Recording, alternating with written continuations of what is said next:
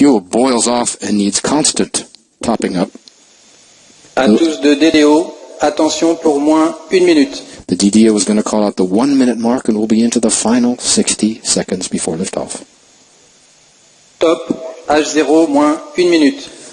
Well, all that's left to explain is the ignition sequence. Remember we said how power was passing from the ground to the launcher to make her autonomous. Well, this phase, the ignition phase, is already carried out by the onboard computer. Here's what to watch for. It begins when those cryogenic arms, the yellow bars, will pull back at -5 seconds when the DDO says "5." At 0, he will call out allumage, which is ignition, and the main engine will light, but we don't lift off quite yet.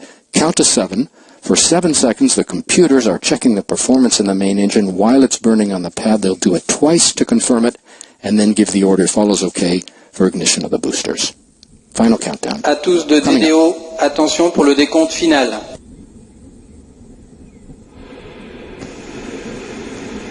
10, 9, 8, 7, 6, 5, 4, 3, 2, unité, top, allumage Vulcain.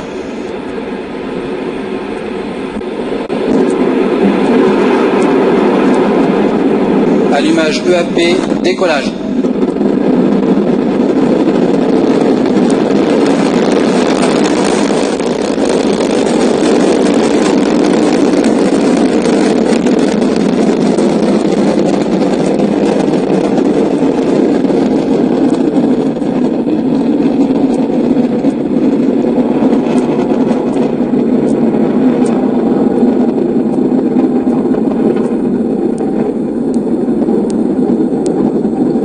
Beautiful pictures again of Ariane coming roaring off the pad, leaving a trail of gold. I think we've lost her in the clouds. There she is. Did you see the cryo arms open at -5? Did you count to 7? Tous les paramètres sont nominaux. Everything is on board is okay, says the DDO. At 18:36 local time and right on time, Ariane began her mission, lifting off from the ground here in French Guiana, beginning her first mission of the year, rising into the clear skies over French Guiana, weighing 775 tons right now.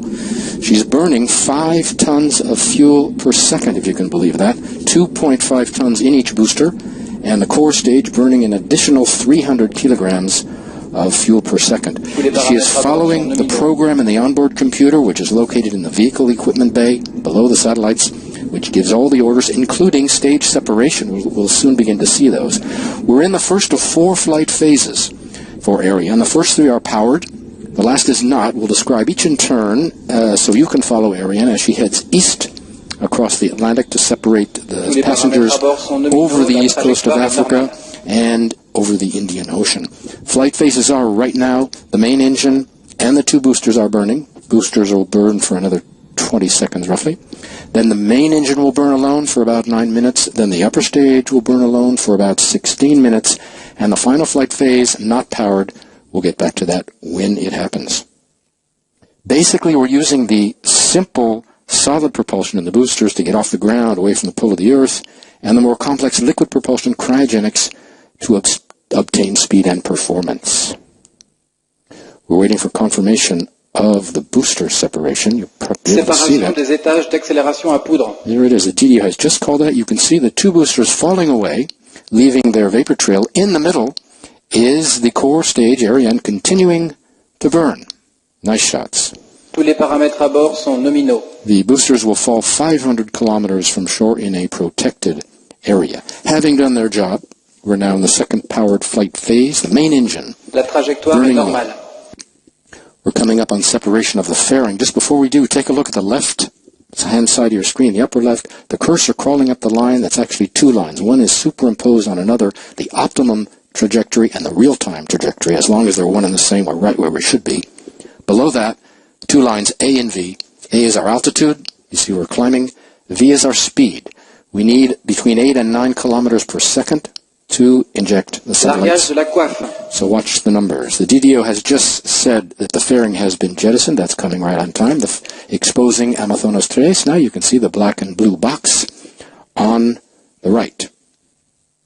The fairing protects the payload from shocks during Ariane's ascent through the atmosphere. Tous les paramètres à bord Once sont we leave the nominaux. atmosphere at about 100 kilometers up, we don't need it anymore. And we can drop the weight, which is about 500 kilos. The core stage, basically a big propellant tank with the engine. It uses cryogenic propellant. You've heard that word before. Cryogenics offer certain advantages over storable propellant, which is the other option, namely better performance.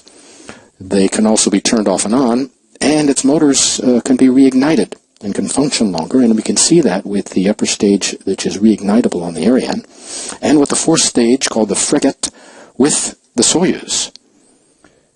Ariane 1 to 4, previous models, owed their success mainly to storable propellant, not cryogenics. They're fuels that are kept in ambient temperature and don't Tous les evaporate paramètres à bord sont nominaux. like La cold trajectoire est cryogenic normale. does, and you saw that before liftoff with the constant topping up we needed. Storable propellant is also cheaper, but cryogenics offer better performance. You can see Amazonas exposed to the elements. Below that is a black bell-shaped structure. That's the Silda, the carrying structure, inside of which is our second passenger. Next up, the latest in a series of profiles of space professions here at the Space Base.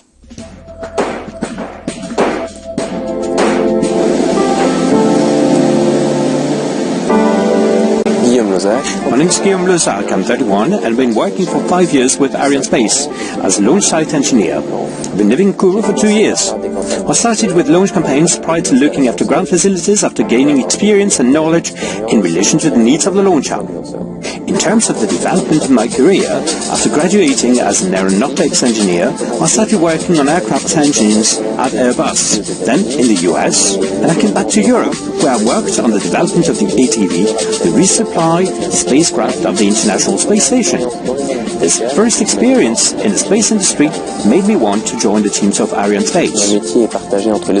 My work time is split between operations in and out of the launch campaigns, while I am in charge of making sure that the various systems and methods are consistent.